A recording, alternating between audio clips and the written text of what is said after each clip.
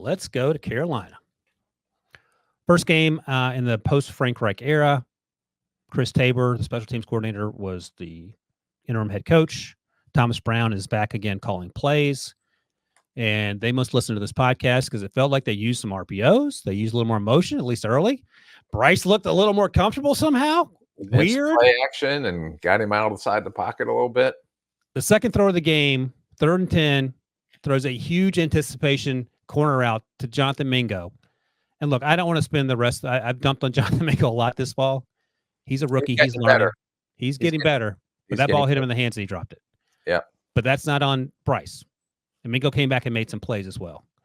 But this entire game was littered with throws that we saw Bryce make it. Alabama. He still leaves the pocket too early sometimes. I get that.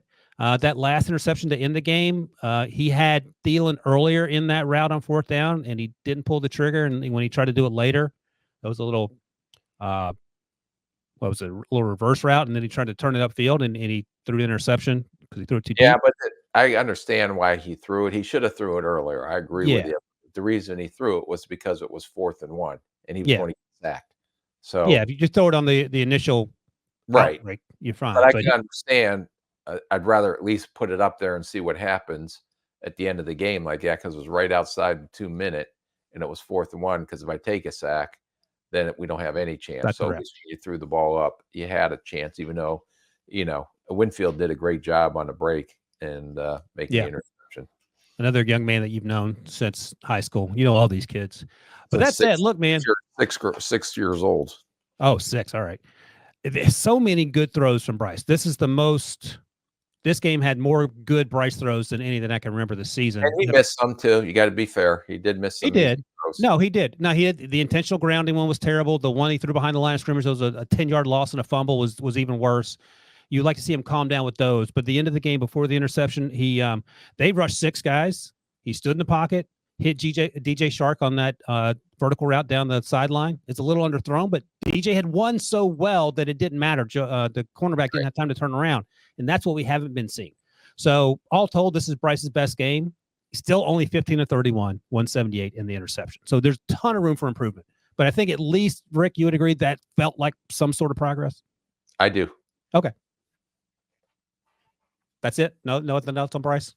No, he's getting better. I mean, we talk about him every week. We talk about the issues. We talk about why. I mean, it's a broken record, but the one thing is exciting is I did some things that he did at Alabama that he's good at.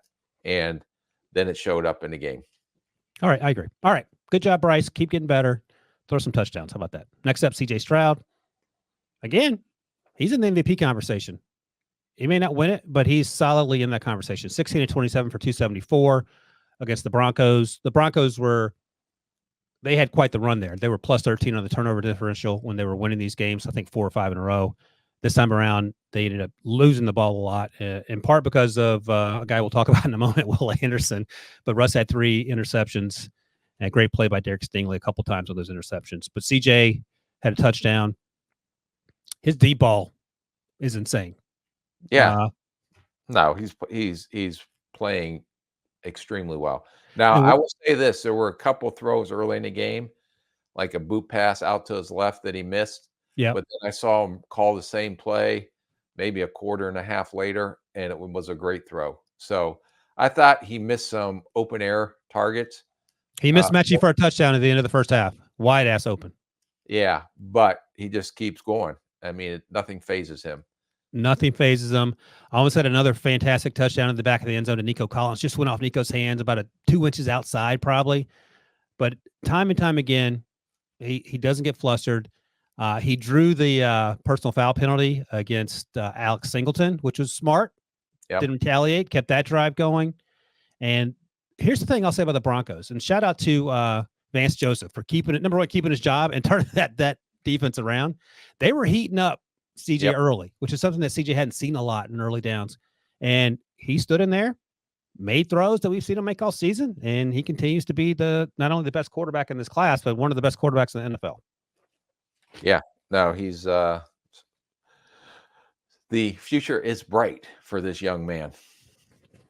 Also, this is probably unfair to Frank Reich because I would imagine owner David Tepper is just watching CJ going, why don't we have this? CJ is a unicorn. It is, I don't even know. When's the last time a rookie quarterback did this? Not even Andrew Luck had this sort of success this early, I don't think. I have to go back and double check, but it just feels like week in and week out, they're putting the team on his shoulders and he's doing the heavy lifting. Yeah, no. And that's like I said, what would have happened if he would have showed this mobility and athleticism during his last year at Ohio State? Yeah, that's what Frank Reich's screaming into the mirror right now. All right, next up, Will Levis against the Colts, a game they lost in overtime because Gardner Minshew, I like to call Jameis Winston YOLO Jameis. You know what the kids mean when they say YOLO, Rick? No, have no You idea. you only live once, YOLO. Oh, I don't know all those things. Like when people send me like capitalized letters, I have no idea Capitalized what half letters. of them say when someone texts me something. Yeah, so YOLO, you only live once means you might as well do it, see what happens. So I think YOLO Gardner is going to be his new name because he will do anything and he does not care. And it worked out a lot in this game. So credit to him for that.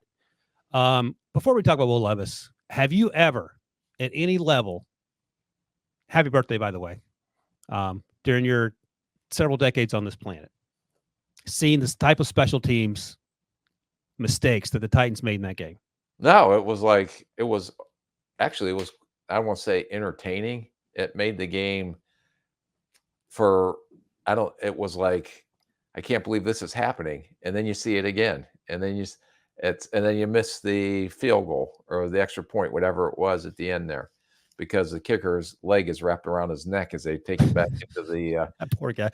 yeah. The thing is, Ryan Stonehouse is one of the best players on that team. His leg got absolutely obliterated because I don't even know what happened there. But I've never seen a block punt that blocked after the snap. Crazy. All right. Hence the change in special teams coaches this week. I was shocked it took that long. I think it took about 8 or 9 hours. I thought it might happen in 8 or 9 minutes. Will Levis, the first play of the game, rolled right and hit a Quantico on that anticipation corner throw for 39 yards. That was nice and easy. But a lot like Carolina, it feels like Tennessee struggles with guys getting open at the top of Will Levis's drop, and that's no big surprise. DeAndre Hopkins is the go-to guy there. He's not going to win with separation a lot. He's going to win with contested catches and savvy. One of the words that I keep coming back to when I watch Will Levis is frenetic. Like it feels like everything. I wish he could just take a deep breath and slow down a little bit, but that's not his style. We saw that at Kentucky. I feel like he's getting better, but I still don't know who he is. I say this every week. I can tell you what he is. Okay, what? And I have never seen a more competitive quarterback and how he is winning over that locker room. Oh, okay. Into a couple of like I've never seen a quarterback fumble the ball. It goes downfield 10 yards. He's the only one chasing it. That was He awesome. knocks out. He hits the safety and the safety fumbles it and he recovers it. I was going back through my Rolodex. I don't think in 30 some years I've ever seen a play like that. But when your quarterback does stuff like that on the field, or the world, diving on 3rd and 5 to get the first down, and he helicopter like John Elway. It got helicoptered when he hit. That stuff is. Oh, wait a second, Rick. Did you see what he did after so he's on the ground after the helicopter. He looks up at the line. He sees that he made it. He gives the first down sign. Then he stands up and he flexes like a meathead, like he's Rick Spielman in the 80s. So that gets the team going? I think it does. I think those guys see how competitive he is, but I give the kid credit because I've never seen a play like that ever. It was awesome. Yeah. So that to me, I have a different view of him from a competitive standpoint.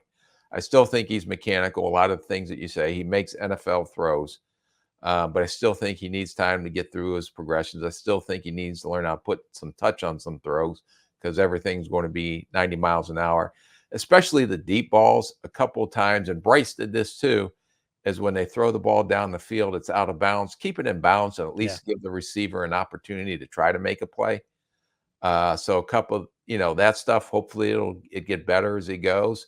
But from him selling himself as one tough SOB by the effort he did on a couple of those plays, that's going to resonate in that locker room with a lot of those players. It's funny because those plays are great. and he was throwing lasers mostly on I 7 routes. watched it 4 times to figure out what the hell happened. I'm not seeing this the right way. And I saw it live, and I was like, "Was that an interception?" Or I So, didn't yeah, I know. think the ball got tipped, like, as he was throwing it and went straight up, and the safety caught it.